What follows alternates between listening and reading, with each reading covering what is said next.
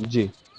जो 200 करोड़ की संपत्ति का मालिक है और जो 2000 की संपत्ति का मालिक है, वो दोनों को अगर बाजू बाजू में लिटा दिया जाता है, ठीक है, तो इससे ये नहीं मालूम पड़ेगा कि वो जो सो रहा है, वो जो सो रहा है वो अलग तरह से सो रहा है, ये जो सो रहा है वो अलग तरह से सो रहा है। मैं अंदर की स्थिति की बात कर रहा हूँ। कोई भी व्यक्ति जो सोता होता है वो दोनों की स्थिति एक ही होती है, ठीक है।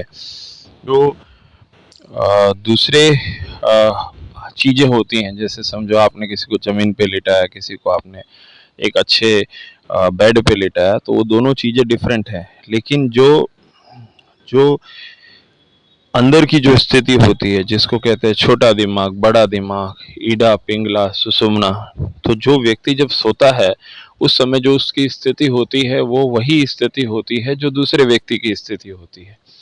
उसके अंदर श्वास है, उसके अंदर श्वास है। लेकिन जब वही चीज के अंदर कोई ध्यानस्थ ऋषि, ध्यानस्थ व्यक्ति, ध्यानस्थ योगी जो योग करते हैं या जो ध्यान करते हैं, आंखें बंद करके जो ध्यान लगाते हैं, उस समय के टाइम पे जो अनुभव करते हैं, पहले श्वास लेफ्ट साइड से चलती है, फिर राइट साइड से चलती है, ईड़ा से चलती है, पिंगला से चलती है, लेकिन बाद में धीरे धीरे श्वास सुषुम्ना की तरफ धीरे धीरे बढ़ने लग जाती है। जैसे ही व्यक्ति आधा घंटा ध्यान लगाता है उसको मजा आने लगता है, 1 घंटा ध्यान लगता है उसको और अच्छा लगने लगता है।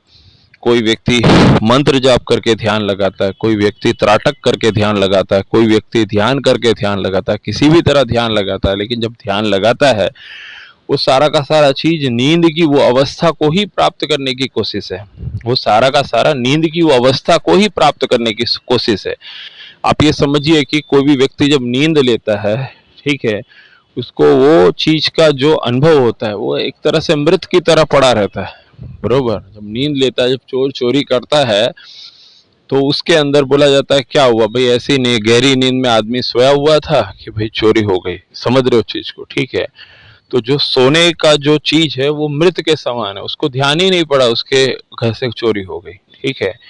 उसी तरह से जब ध्यान की अवस्था में व्यक्ति होता है तो वो चीज के अंदर जब वो ध्यान की अवस्था में उच्च अवस्था में जाता है तो उस समय के टाइम पे उसको मालूम ही नहीं पड़ता क्या हो रहा है। और उस समय के टाइम पे जब वो ध्यान की अवस्था में होता है तो वो ऐसा परम सुख और ऐसा आनंद प्राप्त करता रहता है जो एक कोई किसी को सोफा, बेड या गाड़ी खरीदने से जो सुख मिलता है और सुख मिलने के बाद व्यक्ति बोलता है मैं शांत हो गया हूँ, मैं सुखी हो गया हूँ, मैं सो रहा हूँ, शांत हो गया हूँ, सुखी हो गया हूँ, सो रहा हूँ, वही सुख उसको वो उस तरह से मिलता है जब एक ध्यानस्थ अवस्था में बैठा हुआ इंसान जब ध्यान में होता है तो परम आनंद को वो प्राप्त होता रहता है। परम आनंद यानी उसको वही सुख मिलता है जो निद्रा में सुख मिलता है, और उससे बड़ी चीज कुछ नहीं है, समझ रहे हैं। एक अमीर से अमीर आदमी हो या एक निचले तरीके से रोज कमा के रोज खाने वाला व्यक्ति हो, लेकिन अगर वो जब सोता है तो सोने के बाद उसको रिलैक्स फील होता है, उसको भी रिलैक्स होता है, उसको भी रिलैक्स होता है। सुबह उठने के बाद वो भी अपने काम में लगता है, वो भी अपने काम में लगता है। तो इसके अंदर जो पूरा का पूरा जो काम है वो अ, नींद और एक ऐसी अवस्था का है। अब इसमें जो लोग ध्यान करते हैं वो चाहे मंत्र जाप करके ध्यान करें, जब मंत्र जाप करेंगे आप देखेंगे धीरे धीरे मंत्र जाप करते करते मंत्र धीरे धीमा होता जाता है, धीरे धीरे मंत्र धीमा होने के बाद मंत्र गायब हो जाता है, मंत्र बोलने का धीरे धीरे बंद हो जाता है, धीरे धीरे वो चुप हो जाता है। फिर मन के अंदर मंत्र के जाप होने लगता है, मन से जाप होने लगता है, जीवा बंद हो जाती है।